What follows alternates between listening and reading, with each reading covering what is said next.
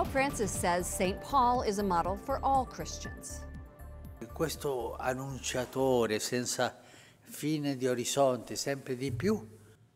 During his homily Mass this morning, the Holy Father described St. Paul as a man of action, saying his passion for preaching and prayer can be an inspiration to all. Speaking of inspirations, our next guest has reported from around the world and witnessed how religious leaders practice their faith even when they're under attack.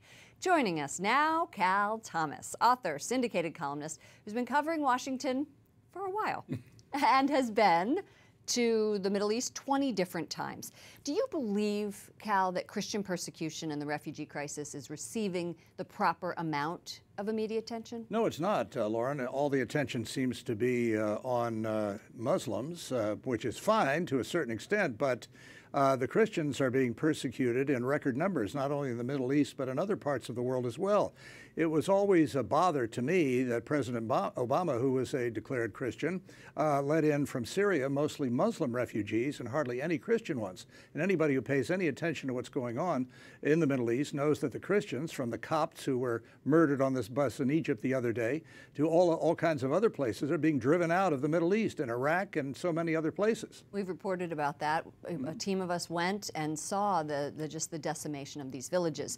But let's move on to sort of solutions of this. The country of Hungary donated $525,000 to help refugees. They donated it right to the church, St. Joseph's, where Archbishop Warda is in Iraq, where we spent some time. And I think that's what their solution is to closing their borders, is to give money to these refugees. Is that something that's sustainable for all countries? I think it's part of the solution, but unless you create an atmosphere where people can live in peace and you have a government that practices religious pluralism, tolerance, equal rights for women, freedom of the press, free elections, then you're going to perpetuate the problem. It's like pouring money down an empty hole. But I think it is part of the problem. I think we in the United States and in Hungary and in other free countries need to encourage these nations that have these refugee problems, and terrorism is fomented, to create zones where they're able to live safely and don't feel they need to flee. That's the best and most humanitarian and compassionate approach, I think. That's what the group In Defense of Christians believes. These safe zones are what can actually stop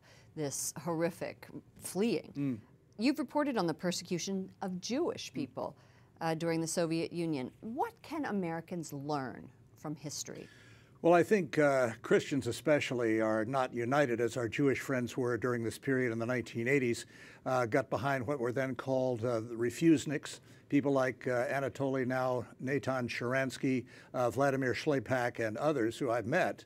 And they prayed and they lobbied and they had relatives. I interviewed Sharansky's wife several times here in Washington. She was tireless in advocating for her husband's release, and it finally worked with government pressure, with church pressure, with pressure from our Jewish friends. The Christian community is not as united as that. We are divided from denominations and even within denominations, left, right, literalists, modernists, Orthodox, Reformed, all these things. And I think that lack of unity harms our power to help our fellow believers in other countries. Interesting observation. Thank you so much for joining us. Always Cal a pleasure. Thomas, an author and syndicated columnist.